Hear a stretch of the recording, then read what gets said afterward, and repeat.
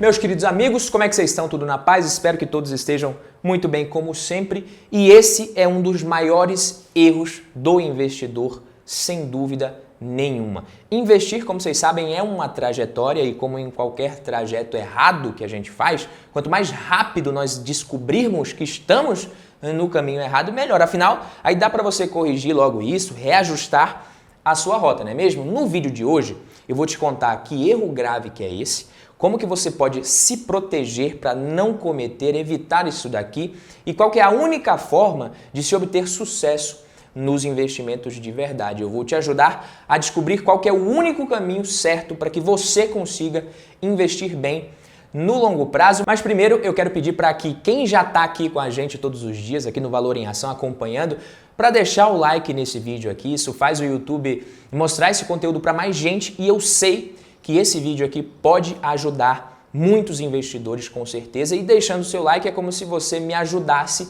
a ajudar ainda mais investidores e pessoas que pensam em começar a investir. E antes de partir para o tema, tá? Comenta aqui embaixo, deixa nos comentários em poucas palavras, no menor número de palavras que você conseguir, qual a sua estratégia de investimentos? Como você define a sua estratégia de investimentos? Eu quero ver quem consegue a definição mais braba com o menor número de palavras aqui nos comentários. Agora se liga no que eu vou te falar nesse momento aqui. Presta atenção. O Howard Marks, ele diz que certos erros do investidor podem ser os erros por ação, ou seja, erros por atitudes erradas que a gente comete, comprar o ativo errado, vender o ativo errado, comprar caro demais, vender muito barato, etc. Ou podemos errar por omissão, deixar de agir quando surgem, às vezes, oportunidades escancaradas, muito claras. Mas, segundo ele, existem momentos nos quais talvez não seja necessário se fazer absolutamente nada. E olha que louco isso daqui que ele diz também. Quando não há nada particularmente inteligente para se fazer, a armadilha potencial está em insistir em ser inteligente. Ou seja, muitas vezes o investidor ele só precisa sossegar, fechar o home broker por tempo indeterminado, ficar tranquilo.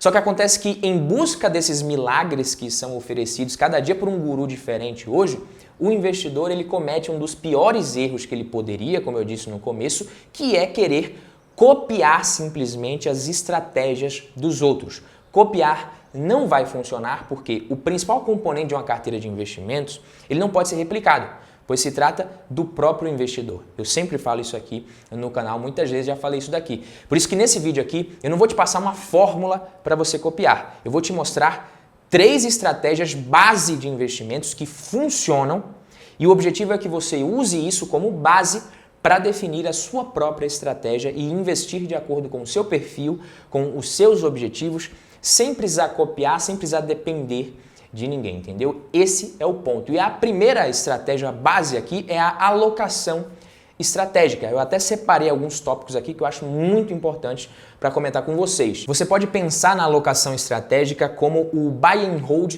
à risca, comprar e segurar. Você vai definir ali qual que é o percentual que você quer de cada uma das classes de ativos, ações, fundos imobiliários, renda fixa, se você quer criptomoedas, se você não quer ativos internacionais, você vai definir o percentual de cada um, vai definir o percentual dos ativos em específico, ação da Petrobras, ação do Magazine Luiza, ação da VEG, ação do Banco do Brasil, Itaú, enfim, você vai definir o percentual de cada um desses ativos e vai simplesmente comprar, segurar e seguir comprando sempre no mesmo percentual, na maioria das vezes. Você não vai se importar com a variação nos preços dos ativos ali, das ações, dos fundos imobiliários.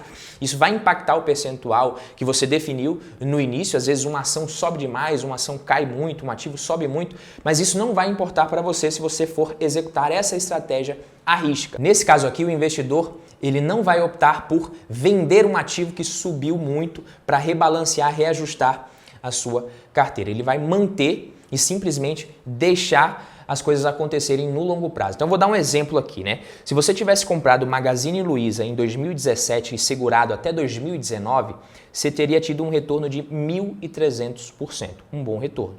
Se o investidor tivesse feito o reajuste vendido, né, porque provavelmente ela teria performado melhor do que a média da carteira naquele período, você teria vendido uma parte ali para rebalancear a sua carteira, reajustar.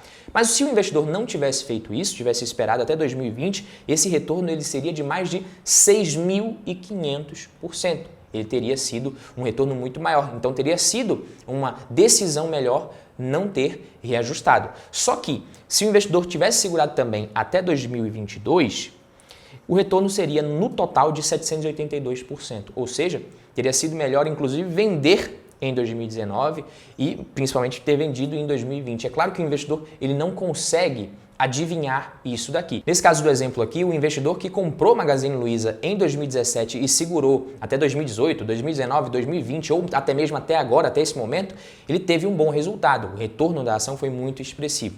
Quem opta por simplesmente não reajustar e não rebalancear, até mesmo com grandes rentabilidades, com grandes altas de determinados ativos, está falando que esse ativo ele pode entregar realmente no longo prazo, caso você simplesmente segure retornos muito maiores, ou seja, segurar a Magazine Luiza até 2025, 2030, 2040 vai ser muito melhor do que ter rebalanceado segundo essa estratégia e mesmo que não seja, um ativo ou outro da sua carteira ali vai conseguir esse retorno muito acima da média. Você não sabe quais são, mas se você monta uma carteira com 10, 15 ativos ali, 15 ações, 3, 4 delas podem ter um retorno muito expressivo se você simplesmente comprar e segurar.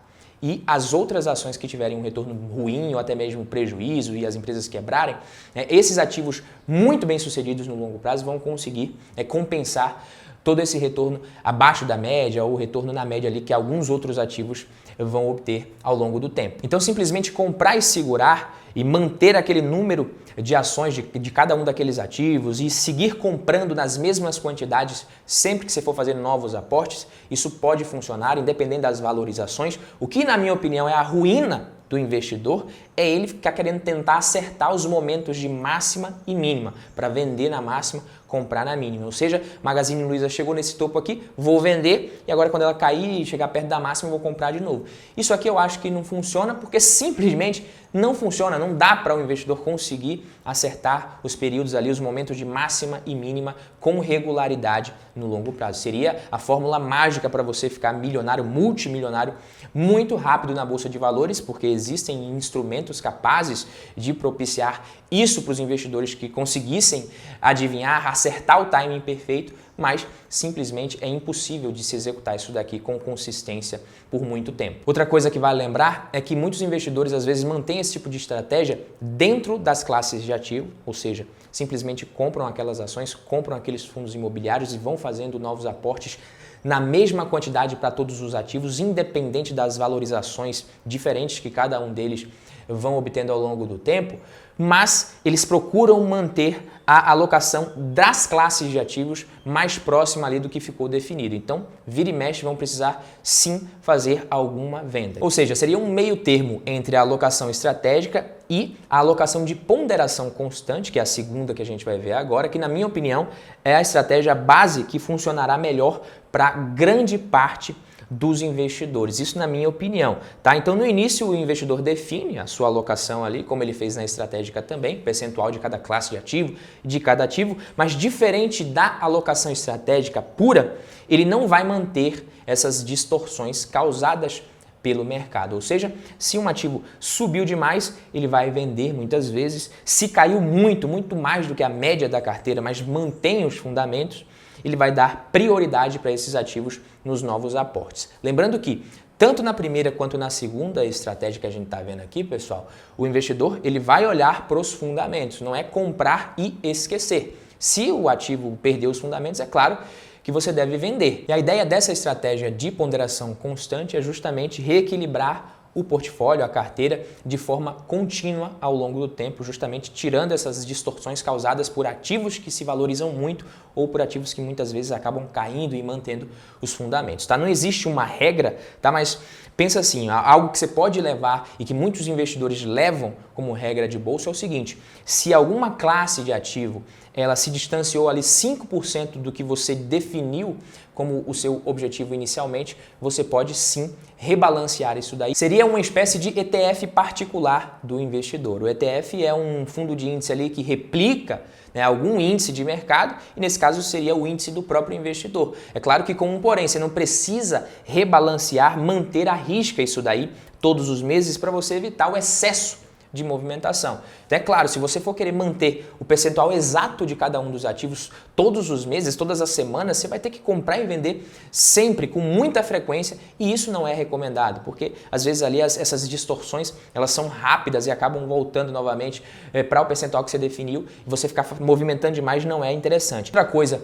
que a gente precisa lembrar é que quando o investidor ele já tem um patrimônio muito relevante, às vezes as vendas que ele vai ter que fazer para rebalancear, para manter o equilíbrio da carteira, vão ultrapassar aquele limite de R$20 mil por mês que você pode vender com lucro sem precisar pagar imposto. É um ônus, mas se isso acontecer significa que você já tem muitos milhões investidos e eu acho que você não vai reclamar dessa realidade que eu torço que seja a sua daqui a alguns anos. E é interessante também para o pequeno investidor fazer isso daqui e ele não precisa se apegar à alocação que ele definiu ali no começo, logo de cara, ficar com pressa de alcançar aquilo ali. Às vezes você vai começar com pouco dinheiro, do zero, você vai comprar primeiro uma ação, se concentre em escolher melhor os seus ativos, acrescente ativo por ativo na sua carteira. Se você quer ter 10, 12 ações, 10 fundos imobiliários, não se preocupe em chegar nessa quantidade de ativos rapidamente. Se preocupe em escolher primeiro esses ativos e vai acrescentando aos poucos. Não se preocupe ali